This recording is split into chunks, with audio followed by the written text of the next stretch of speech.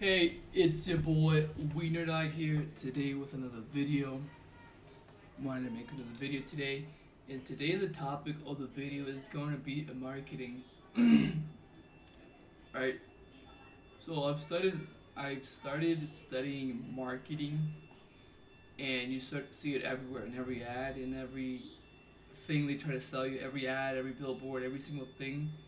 Obviously is crafted to hook you, grab your attention, and sell you, right? The more I dig deep into it, the more I start to not be able to unsee it everywhere in every ad and everywhere, right? So, like, take Pepsi, for example, in the 90s, right? So, they ran this campaign for Pepsi points. Basically, you drink Pepsi, you collect points, and you can redeem prices. In the ad, they straight up put up a Harrier jet, like an actual military jet, for 7 million points. Now, one kid actually raised the money, got the points, and said, "Cool, where's my jet?" Pepsi said, "Bro, it was just a joke, right?" They took him to court, he lost, and the court sided with Pepsi, obviously, right? But think about that for a second. This wasn't just an ad, it was marketing that made people believe something was possible. Even if Pepsi never meant it, seriously, that's the power of suggestion, right? And that's where the power of the marketing comes in. And I was reading another case, McDonald's, for example, it was a hot coffee lawsuit. A woman spilled coffee on herself and got third-degree burns. At first, everybody laughed. She's like she shoot over coffee, right? But the truth came out. McDonald's was serving coffee way harder than what they're supposed to, and they had ignored hundreds of complaints. And McDonald's actually lost millions of money, right? So what I want to bring to this video today is that marketing. I've started to realize that marketing is so powerful. Done right, marketing can be so powerful. It can shape culture. It can literally influence entire society, consumerism trends, and even the way people think about success and happiness. Right. Once you see that, you can't unsee it. Right. Thing is, obviously, 90% of what's out there is pure noise, empty hooks, empty promises. People say we help people, right? But that they're not really helping anyone. It's just a transaction. Pay 2 grand, pay 5 grand. In exchange, you might get some knowledge, some abilities. That's not help. That's business, right? And that's another thing, man. People hate being sold, but they love buying. That's just human nature, right? So it's all in the way things are phrased. If you say, we help you achieve Y, people are more likely to, want to buy something because it makes them feel like they're in control or whatever. And especially if you're selling them hope, the hope that their lives are going to change after you pay this course, transformation, whatever. That, everything's going to change after you pay this, right? But, that's just hooks, man. That's really just to grab your attention because at the end of the day, they're not helping anybody unless you pay an upfront investment, right? I once met a music teacher, an opera singer, right? A music teacher. And he would literally give his classes, he would literally give vocal technique for free. He would give piano classes for free. And in some cases, he would literally give the people who would study with them money to have for transportation to go at his house and study piano or have a, have study vocal technique, right? Obviously, he has clients. He has some people that obviously the deal is different. They have to pay an upfront class for the hours stuff like that. But it really makes me think about this is like actually what it means to help. For example, I know another guy who is a Olympic fucking coach in weightlifting, and he does the same thing. He doesn't charge for the training. Obviously, he picks the person who would be have the potential of actually being something in the sport, right? But still, it's like free knowledge. He's spreading his knowledge for free, right, to people that can actually make a difference, right?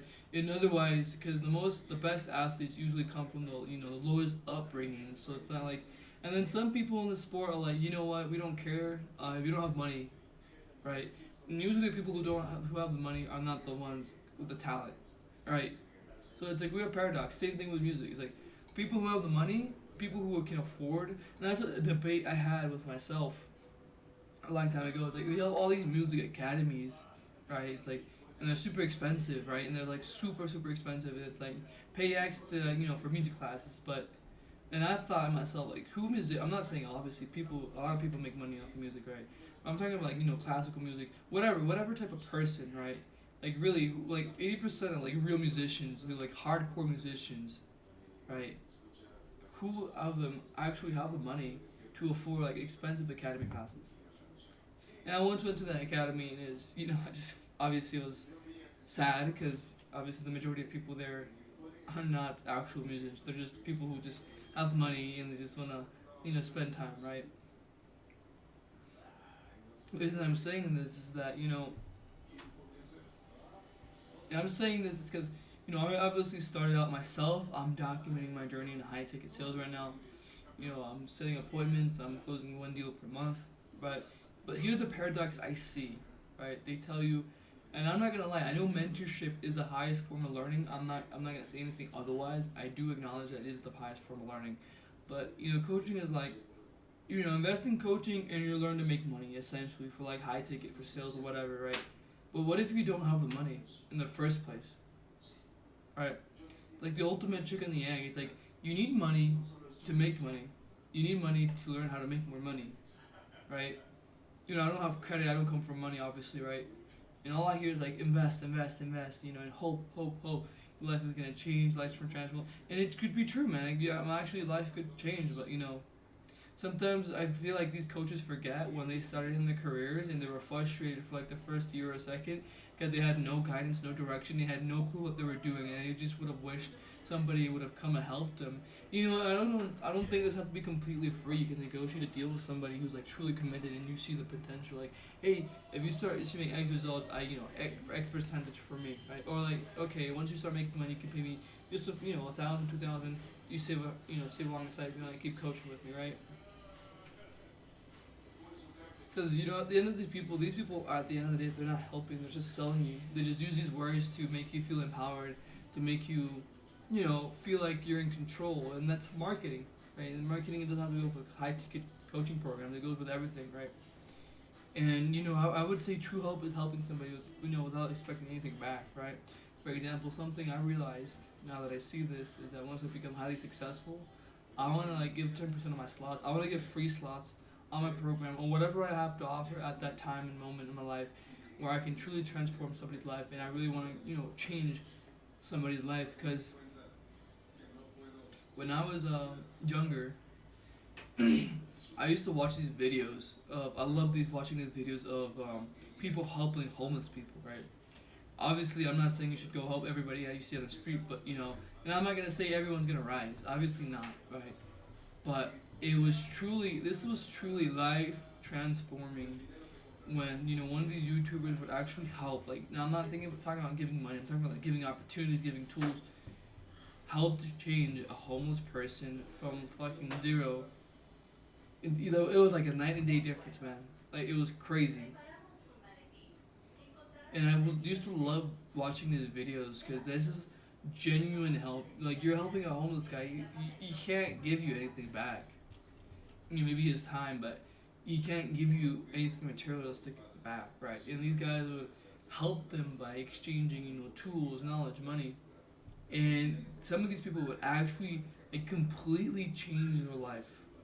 And it was amazing. I love these stories because this is actually helping somebody that needs help, right? And I think sometimes we just forget that, our brothers, people around us need help, that are like, they have all this potential. For example, a coach said I had a natural sales talent, right? It's fucking BS, bro. Because if you actually thought if I had a natural sales talent, then you would say, hey, I want to invest with this guy. I want to invest my time with this guy, and I want to teach him what I know, and I want him to work for me or whatever, right? But they don't, man. It's just a bunch of BS. Obviously we love to hear praises. And I once heard a quote from a poet that said, we pet horses before we ride them. Yeah, it's like we praise people before we want to, control them, or we want something from them. And I just start seeing all through this BS, and I just want to, once I grow up in my opportunity and success, I want to be different, right? I really want to help people. You really, I think one of my dreams is to actually go on the street and help like a homeless person, like a completely homeless person, and like completely transform their life, and if I can make them rich or something like that. I think that's like something I dream of because it's nice. Because these people, it's like they have nothing, they have no abilities, and he's like, if you're so confident that you can, what you teach is life changing, then prove it, right? But yeah, that's enough of my rant for now. And true help is seeing somebody, with potential, like some guy who told me that I had natural sales talent, and giving them a shot. Maybe using them as a testimonial later, because sometimes these people have the highest potential to become so absurdly successful that you can showcase that and to bring more results and more clients, right? But most of these so-called coaches, they're just lazy, man. They just rather just keep charging, right? So marketing at the end of the day, I think marketing at the end of the day is just a tool. The real problem is the people using it. Obviously, with anything, right? If a company is misleading, using word games, like judging on what they can do, then yeah, it's toxic, right?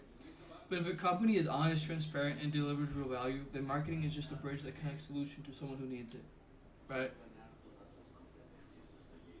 So that's the paradox. Marketing is neutral; it just depends who behind using it, right?